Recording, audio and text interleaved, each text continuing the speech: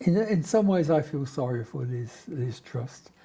She was consumed by her own ambition, but her abilities did not match her ambition. And she almost rose without trace. You cannot see her footprints on the mountainside as she climbed up to the top. But she got there in the end because that is what she wanted to do. She was there. I think she won it because she wasn't Rishi Sunak, who was the other main competitor, a man who had been Chancellor of the Exchequer, but had also made it clear that he was going to put up tax. He wasn't going to reduce income tax. He increased the national insurance levy that we all paid. He was very much a tax and take gentleman. She presented the opposite side of the coin, which is I will reduce your taxes. I will give things back. Well, that's okay, but you can't do it all at once. And her problem is that she overpromised and was unable to deliver. And the Bank of England, the stock market, the investment people all made it very clear that until she had spelt out how she was going to actually pay for all her early Christmas presents, then they weren't going to support her. And as a result, interest rates rapidly rose. The inflation rate has gone up to over 10%, and her policies were an absolute disaster and had to be reversed after she had sacked her Chancellor, who was only implementing what she had promised, and the new Chancellor came in and reversed everything. And when everything you stood for has been stopped, turned around, then you can't stay. You have to go. People had lost confidence in her. She is the shortest serving Prime Minister in British history. The man who was next to that was there for 119 days, a chap called Canning. But he died, so he had an excuse for leaving early. So he died in office of pneumonia, and I'm afraid Liz Truss became the walking dead. And in the end, she had to disappear.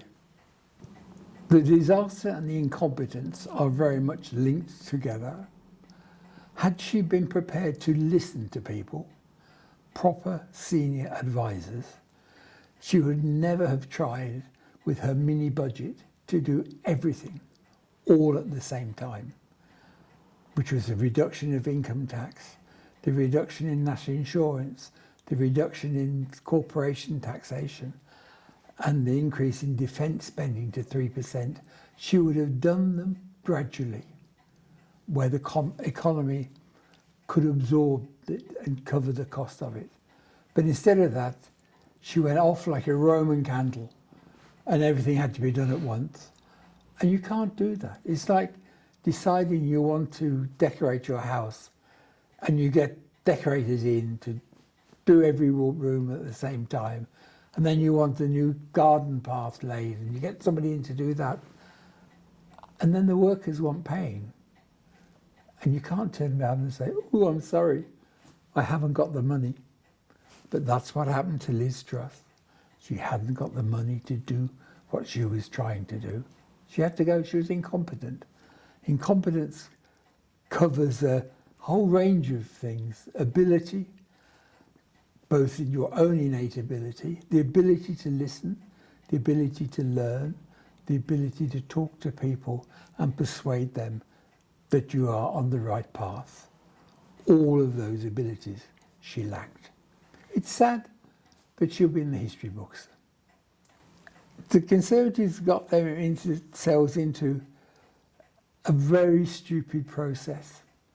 There were a number who always disliked Boris Johnson, and their attitude was very much against Boris. Anything we can do to get him out. The BBC journalists and some of the newspapers were exactly the same. Boris is a larger-than-life character. He was delivering. He delivered Brexit.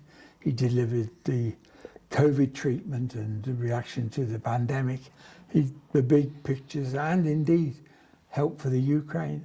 He covered all that. But people still disliked him for being Boris. And to lose a prime minister over a glass of Coca-Cola and a slice of cake, which is what it boiled down to, Partygate, to explode that into some major scandal, was absolutely stupid. But once he'd gone, then people had to put their names forward. There was no natural successor. Rishi Sunak came forward, a couple of other women, a couple of other people came forward, and Liz Truss thought, this is my big opportunity. I am a representative of the right. I know what I'm doing. I will promise. And she carried the day. And I never supported her. I thought she was a lady that had come from nowhere, going nowhere. And sadly, it's proved right. It was Churchill who said, democracy is the worst form of government until you examine all the others. And I think Liz Truss has simply proven that over the last 45 days. I don't think there's anything fundamentally wrong with this system, because once proven she was incompetent and couldn't do the job, she went very, very quickly. There are other systems in the world where people are there forever. Indeed, we are fighting a war in Ukraine over exactly such a situation. That remains to be seen. Once she had gone and once most of her policies had been reversed, then the markets, the money markets, the interest rates recovered a great deal, and indeed so did the exchange rate against both the euro and the dollar.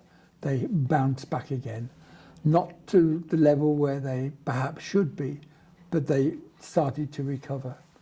There is a worldwide recession.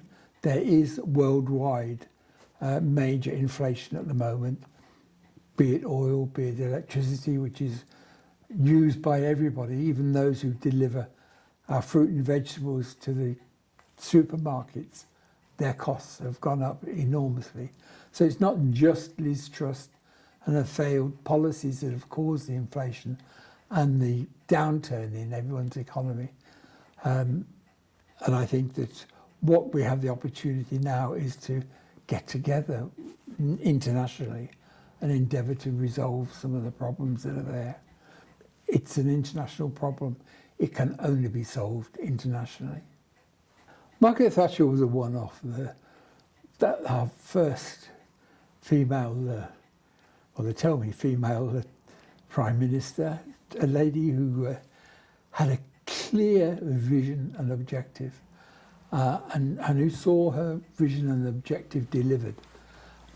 But she could also explain her position and why she stood in the polls, in the opinion polls between general elections.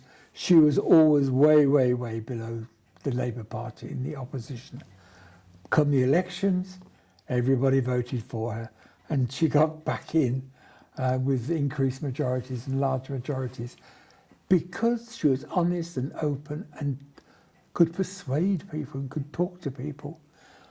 Since then, we've had Tony Blair, a gentleman who rapidly proved he couldn't really be trusted, and I think with the Iraq war will be proven to be a fundamental liar who in many ways sowed the seeds of the downturn within the British economy.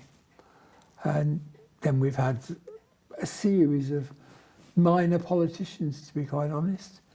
The way in which our politicians are treated by the newspapers, by social media, where everybody gets a chance to be an expert, whether they have any idea or any inclination or any understanding, yet they get the opportunity to attack and to criticise and to do it anonymously and behind doors, but they can still wound. And I think a lot of very good people have decided politics is not for me. It is not worth being attacked. It is not worth putting my family through all of this nasty negativeness. And yeah, I do believe that the overall quality of members of parliament has gone down over the last 10 years. There are clearly individuals who are remarkable. Sir Charles Walker, who I know very well, is one who said he's in despair that people are in Parliament looking after themselves and not looking after the nation. And that is very sad. What will change it? I don't know. Social media is there forever. Our newspapers are there forever. And we have to lead with them.